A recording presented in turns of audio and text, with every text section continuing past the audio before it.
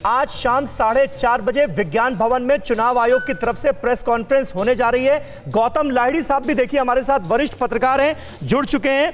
गौतम लाहिड़ी साहब, वो लम्हा जिसका इंतजार था, लगता है आज 4:30 बजे ऐलान हो जाएगा विधानसभा चुनाव की तारीखों का 5 राज्यों की।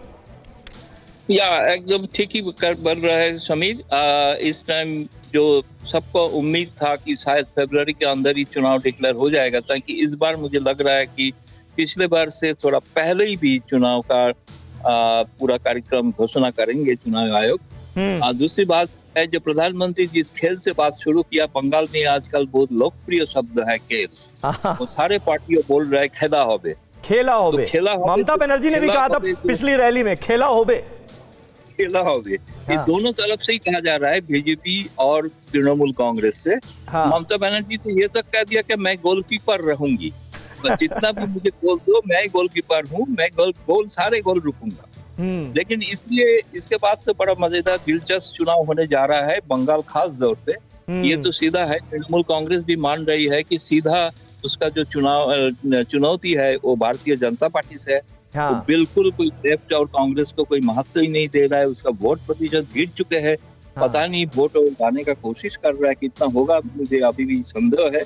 तो इसलिए इस चुनाव एक अहम चुनाव होगा, जिस चुनाव मुझे लग रहा है भारत का राजनीति में बहुत ज्यादा प्रभाव करने वाला है। कि गौतम लाहिड़ी साहब, लेकिन हम और आप इतने सालों से बंगाल के चुनावों को लेकर जब भी हमने बात की है, देखिए आप, एक वक्त होता था जब वाम दलों के किले में सेंध लगाने के बारे में कोई सोच भी नहीं सकता था, और उसमें किस तरह से ममता बनर्जी ने, टीएमसी ने सेंध लगाई। और आज की नौबत आप देखिए कि जो लेफ्ट पार्टियां और कांग्रेस हैं वो बिल्कुल किनारे नजर आ रही हैं, और मुख्य मुकाबला भारतीय जनता पार्टी और टीएमसी में हो रहा है। ये भी किसी ने तस्वुर नहीं किया था कि ऐसा भी वक्त आएगा, लेकिन हो रहा है। कभी 2019 लोकसभा चुनाव का पहले तो कभी सोचा ही नहीं गया कि भारतीय जनता पार्टी लेके आज राष्ट्रीय स्तर पे सारे मीडिया में चर्चा होगी। ये चर्चा का कारण भारतीय जनता पार्टी का जो जनाधार बढ़ा है, तो जनाधार बढ़ने का वो अभी लग रहा है कि शायद वो कब सत्ता का हासिल करने जा रहा है, इस स्थिति में है। लोग मान रहे हैं, इसमें लेके डिबेट है होगा कि नहीं होगा, लेकिन ये बात है कि 50-50 लड़ाई आ चुका है भाजपा। तो इसलिए इतना जो महत्वपूर्ण चुनाव है, और इस चुनाव लेके देखिए बंगाल में जो है 30 साल के ऊपर कांग्रेस का राज रहा, 34 साल वामपंथी का राज रहा। अभी 10 साल में ममता बनर्जी का जो एंटी इनकम्बेंसी हो गया है, उसका फायदा भारतीय जनता पार्टी उठा रहा है। खासतौर पे बहुत महत्वपूर्ण राज्य है, 42 लोकसभा सीट है, तो 2024 लोकसभा चुनाव के लिए एक महत्वपूर्ण भूमिका लेगी। इसलिए भारतीय जनता पार्टी चाहते हैं, अगर पूर्वी का सबसे महत्वपूर्ण राज्य जहाँ पे लोकसभा सीट सबसे ज्यादा है, बहुत ही 24 से तमिलनाडु में है, लेकिन इसके पहले बंगाल में अब पहले आंध्र हुआ करते थे, आंध्र तो डिवीजन हो चुका है, आंध्र तेलंगाना जी। लेकिन पश्चिम बंगाल जो है उसमें 42 लोकसभा सीट है। ये केंद्र का राजनीति के लिए एक अहम भूमिका ला सकते हैं, इसलिए भारतीय जनता पार्टी सारे ताकत लगा दिया। आज रक्षा मंत्री बिल्कुल आज रक्षा मंत्री राजनाथ सिंह पहुंच रहे हैं, और इस वक्त केंद्रीय मंत्री स्मृति ईरानी वहां पर पहुंची हुई हैं, जो बड़ी शानदार बंगाली भी बोलती हैं। वो चुनावी सभाओं को संबोधित कर रही हैं, और रविशंकर दत्ता इस वक्त वहीं मौजूद हैं। रवि, जरा बताइए क्या हो रहा है?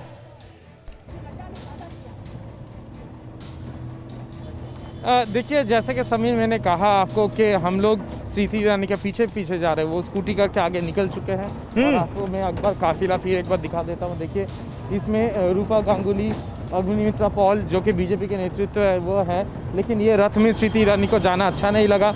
उन्होंने स्कूटी लिया, एक समर्थक से स्कूटी लिया, स्कूटी लेके सबसे आगे वो निकल चुके हैं, और हम लोग इस गाड़ी में जा रहे हैं। आप देख सकते हैं, आगे आपको दिखा देता है जो काफिला स्मृति ईरानी का जा रहा है, क्योंकि मीडिया उनके सामने थे, उसको जाने में तकलीफ हो रहा था, क्योंकि तो वो सबसे पहले निकल चुके हैं। और जिस बात का जिक्र आप कर रहे हैं, आज इलेक्शन डिक्लेयर होने वाला है, और उसके बाद बंगाल में जो खेला होवे जो बोल रहे थे गौतम लाहिड़ी साहब, तो पश्चिम बंगाल में खेला होवे ये दो तरफ से बोला जा रहा है। तो अब कौन सा गेम यहाँ पे होगा और किस तरीके से गेम खेला जाएगा, बंगाल के जो रक्त चरित्र है उसमें खेला जाएगा कि शांतिपूर्ण चुनाव होगा, सबसे बड़ा सवाल यहाँ पे रुक गया है। क्योंकि केंद्रीय जो सेंट्रल पैरामिलिट्री फोर्स आने वाला है, उसका जब तैनाती होगा वो कितने अमाउंट पे ज़रूरी है, 35 से हो जाएगा कि 100 लगेगा कि 50 लगेगा, सबसे बड़ा सवाल आज इलेक्शन कमीशन जब अपना उत्तर देंगे तब यहाँ पे पता चलेगा। ठीक है। ठीक है, बिल्कुल रवि बने रहिए हमारे साथ। आपके जरिए जो तमाम हलचल है इस वक्त वहां पर बंगाल में,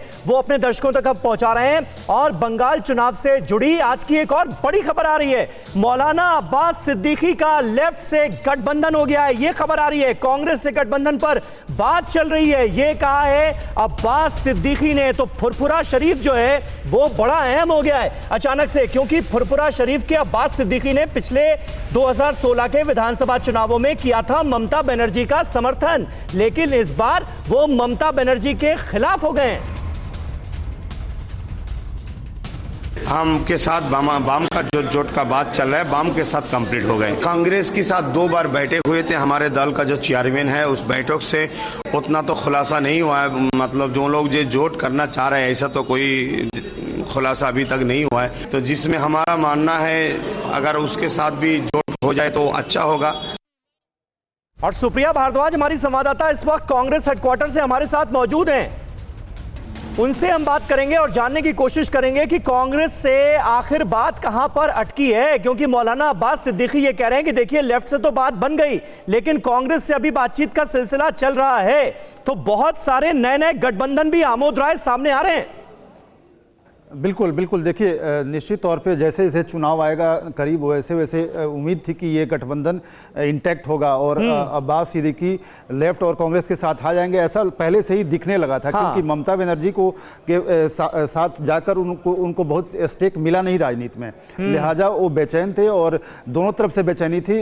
जो लेफ्ट और कांग्रेस की गठबंधन बना है, उनको भी उनसे काफ़ी रुझान मिल रहा था। हाँ, सबसे महत्वपूर्ण बात यह है यहाँ पे समीर की जो बंगाल की राजनीति है, उसमें इस बार बाईपोलर चुनाव साफ साफ दिख रहा है। और वैसे में क्या कांग्रेस और लेफ्ट पार्टियां कुछ अपना वोट ले सकेंगी, कितना ले सकेंगी? मौलाना अब्बास सिद्दीकी के आने से निश्चित तौर पे इनको एक फर्क पड़ सकता है, क्योंकि अब तक ये माना जाता रहा है कि जो माइनॉरिटी वोट है बंगाल में, वो पूरी तरह से ममता बनर्जी की टीएमसी के साथ इंटैक्ट है। लेकिन उनके इलाके में, नॉर्थ बंगाल के इलाके में मौलाना अब्बास सिद्दीकी का जो संस्था है उसकी काफ़ी दखल और पकड़ है। वैसे में संभव है कि इनके इस गठबंधन को कुछ माइनॉरिटी वोट मिलें, लिहाजा जो वोट है ममता बनर्जी का, उसमें कहीं ना कहीं इसमें दरार आएगा और सेंध लग सकता है। तो ये एक बड़ा इंटरेस्टिंग फैक्ट यहाँ दिखने को मिलेगा। दूसरी बात सबीर, जो आप कह रहे थे कि बीजेपी का जो ग्राफ 2019 के चुनाव में बढ़ा है, तो यहाँ एक बड़ा इंटरेस्टिंग बात है जो जिसकी चर्चा होनी आवश्यक है। क्योंकि 2011 में जब ममता बनर्जी सत्ता में आई थी, उस वक्त उनको भी वोट परसेंट 2010 के लोकसभा चुनाव में लगभग 42.5% मिला था और उसके बाद सीधे उनको सत्ता वहाँ मिली थी, 200 से ऊपर वो चली गई थी विधानसभा में। उसके तो उस लिहाज से बीजेपी का जो मनोबल है इसीलिए बढ़ रहा है कि जिस तरह से ममता बनर्जी को 11.5-12% से 40% में तब्दीली में 1 साल लगा था, बीजेपी भी उसी तरह से तैयारी कर रही है और उसी हिसाब से अपना पूरा ताकत झोंकी हुई है बंगाल में। तो बंगाल का चुनाव बड़ा महत्वपूर्ण है, बहुत महत्वपूर्ण है और बहुत ज्यादा दिलचस्प भी है आमोद, इसमें कोई शक नहीं है। और इस बीच एक अहम खबर और आ रही है कि पश्चिम बंगाल में 7 चरणों में चुनाव हो सकते हैं। ये सोर्सेस के हवाले से हमारे पास अपडेट आ रही है। बंगाल में सीआरपीएफ की 20 से 25 कंपनियां भेजी जाएंगी, ये बड़ी अपडेट है। और अहम जानकारी यह है कि पश्चिम बंगाल में 7 चरणों में चुनाव हो सकते हैं, ये संभावना है। पीयूष पांडे का हम रुख करेंगे, जिनके पास ये अहम अपडेट आ रही है। पीयूष, जरा बताएं। और साथ ही साथ असम में आपने थोड़ी देर पहले ये खुलासा किया था, सोर्सेज ये कह रहे हैं कि 2 चरणों में चुनाव हो सकता है, डिटेल बताएं। जी समीर, देखिए इस बारे में मेरी जो बात हुई है उसमें ये निकल कर सामने आया है, चूँकि कोरोना के मद्देनज़र जो भी व्यवस्थाएं चुनाव आयोग की ओर से की गई हैं, उसमें जो चरणों को बढ़ाने की मांग थी पिछले चुनाव में पश्चिम बंगाल में जो पिछला चुनाव हुआ था उसमें 6 चरणों में पूरा कार्यक्रम आयोजित कराया गया था चुनाव का। और इस बार 1 चरण बढ़ा करके ये चुनाव कार्यक्रम आयोजित कराया जाएगा, जबकि असम में 2 चरणों में होगा और इसके अलावा केरला में भी 2 चरणों में चुनाव आयोजित कराया जा सकता है, जबकि पिछली बार 1 चरण में चुनाव कराया गया था। हाँ, और इस बार भी पीयूष, ज्यादातर लोग ये कह रहे थे, ये संभावना जता रहे थे कि केरल, तमिलनाडु, पुडुचेरी में 1 ही चरण में चुनाव होगा, लेकिन आप कह रहे हैं कि नहीं, तमिलनाडु में आप 2 चरणों में बता रहे हैं चुनाव होगा। जी समीर देखिए, मैं ये कह रहा हूँ कि केरला में 2 चरणों में होगा, अच्छा, तमिलनाडु और पुडुचेरी में 1 चरण में होगा, ठीक है। असम में 2 चरण में होगा और इसके अलावा पश्चिम बंगाल में 7 चरणों में चुनाव कराए जाने की संभावना है, जो सूत्रों ने हमें बताया है। इसके पीछे जो वजह है वो कोरोना भी है और उसके अलावा पश्चिम बंगाल में ज़्यादा चरणों में चुनाव कराने की मांग भाजपा की ओर से की गई थी और चुनाव आयोग हिंसा की जो घटनाएं पिछले दौर में हुई उसके मद्देनज़र भी और जो केंद्रीय बल का डिप्लॉयमेंट है उसके आधार पर ये सारी चीज़ें तय करेगा कि 7 चरणों में चुनाव कराया जाए। ऐसी संभावना हमारे जो सूत्र हैं उनकी ओर से जताई गई है और शाम 4:30 बजे ये पूरी तरह से स्पष्ट हो जाएगा कि पश्चिम बंगाल में, असम में, केरला में, तमिलनाडु में और पुडुचेरी में कितने चरणों में चुनाव होगा। जी समीर।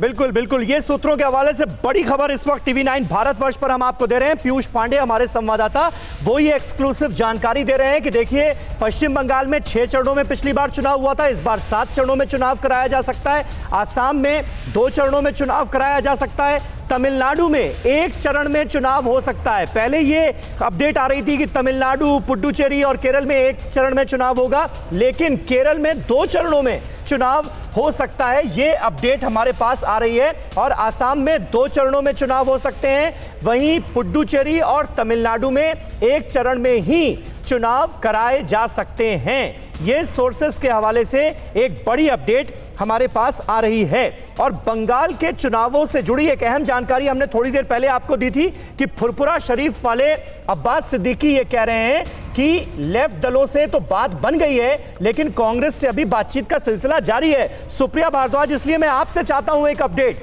क्या वजह है कि अभी तक फुरपुरा शरीफ से गठबंधन कांग्रेस पार्टी का हो गया है, ये बात सामने नहीं आई है? कहां पर पेच फंसता हुआ आपको नजर आ रहा है? समीर, जब हमारी इस अलायंस को लेकर बात हुई थी, कांग्रेस के वरिष्ठ नेता जो बंगाल की सिचुएशन को हैंडल कर रहे हैं उनसे तो उन्होंने कहा कि वो सीटें मांग रहे हैं जो कांग्रेस की जीती हुई सीटें हैं, तो हम अपनी जीती हुई सीटें उनको कैसे दे सकते हैं। उन्होंने कहा हमारा मेन अलायंस पार्टनर जो है वो लेफ्ट है और हमारी उनसे बातचीत हो रही है। आज जितिन प्रसादा खुद, जो कि AICC के बंगाल के इंचार्ज हैं, वो कलकत्ता में है, वहाँ पे बातचीत चल रही है और शाम तक कुछ ना कुछ खबर वहाँ से छन कर आएगी कि आखिरकार अलायंस का रूपरेखा क्या है। इसके साथ साथ दूसरी ओर जो है तमिलनाडु के अंदर भी जो है अलायंस के ऊपर बातचीत करने के कांग्रेस की एक आला टीम गई हुई है। वो DMK से बातचीत कर रहे हैं कि वहाँ पर जो सीट शेयरिंग फॉर्मूला है उसमें कितनी सीटें जो है DMK और कांग्रेस के बीच में के खाते में आएंगी, जहाँ तक तमिलनाडु और उसके अलावा पुडुचेरी का सवाल है। तो अलायंसेस जो है वो अगले 24 घंटे के अंदर अंदर कांग्रेस पार्टी अपने सेटल करने का दावा कर रही है। जी ठीक है, ठीक है, तो यानी कांग्रेस पार्टी भी काम पर है, ये कहा जा सकता है। आमोद राय हमारे साथ मौजूद हैं। आमोद, ये बताइए कि अब एक तरफ असदुद्दीन ओवैसी की जो AIMIM है वो भी डोरे डाल रही है फुरपुरा शरीफ पर, दूसरी तरफ तो ये तो देखिए लेफ्ट से गठबंधन ही हो गया है, कांग्रेस भी हो सकता है इस गठबंधन का हिस्सा बन जाए। अब अगर कांग्रेस के साथ गठबंधन हो जाता है तो क्या असदुद्दीन ओवैसी इस गठबंधन का हिस्सा हो सकते हैं? क्योंकि कांग्रेस ही तो कहती है कि AIMIM जो है वो BJP की B टीम है, फिर तो बड़ी मुश्किल होगी।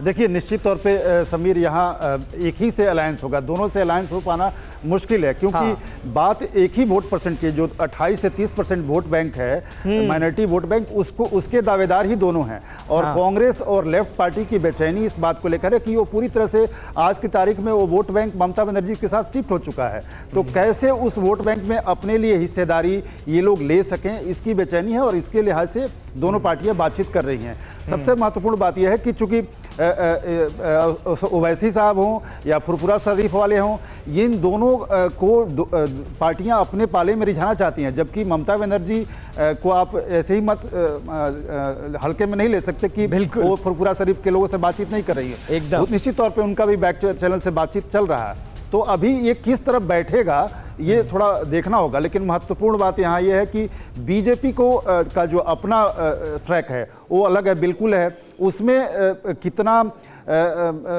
हक मार सकती है लेफ्ट पार्टियां या उसमें कितना हक मार सकती है कांग्रेस, ये देखने वाली बात होगी, क्योंकि सबका ध्यान अभी माइनॉरिटी वोट पे है और माइनॉरिटी वोट को ध्यान में रखते हुए दोनों पार्टियों को रिझाने की कोशिश वहां पे की जा रही है। ठीक है, बिल्कुल बिल्कुल बिल्कुल। आमोद बने रहे हमारे साथ। सुप्रिया भारद्वाज का मैं जल्दी से रुख इसलिए करना चाहूंगा क्योंकि सुप्रिया, आज तो कांग्रेस का जबरदस्त प्रोटेस्ट भी हो रहा है, केंद्रीय कृषि कानूनों के खिलाफ कृषि मंत्रालय का घेराव करेगी कांग्रेस, ये खबर आई थी। आप कहां पर मौजूद हैं और इस विरोध प्रदर्शन से जुड़ी क्या अपडेट है आपके पास?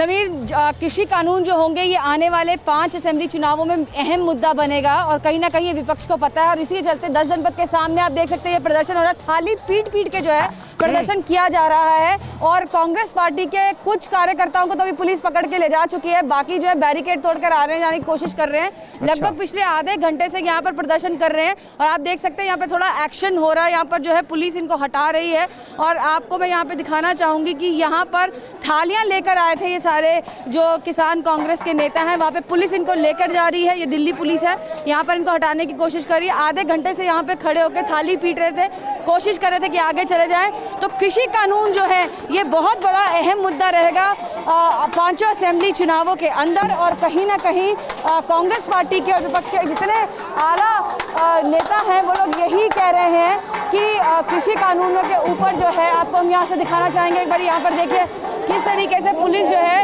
वो हटा के लेकर जा रही है यहाँ पर जो लोग आए हुए हैं उनको, और यहाँ पर से आपको दिखाना की कोशिश करें हम लोग। ये देखिए यहाँ पर बैठे हुए हैं और यहाँ पर से जो है पुलिस उसको हटाने की कोशिश कर रही है। आप देखिए यहाँ पर दृश्य हम आपको दिखा रहे हैं कि पुलिस यहाँ से लोगों को ले जा रही है, वज्र भी है।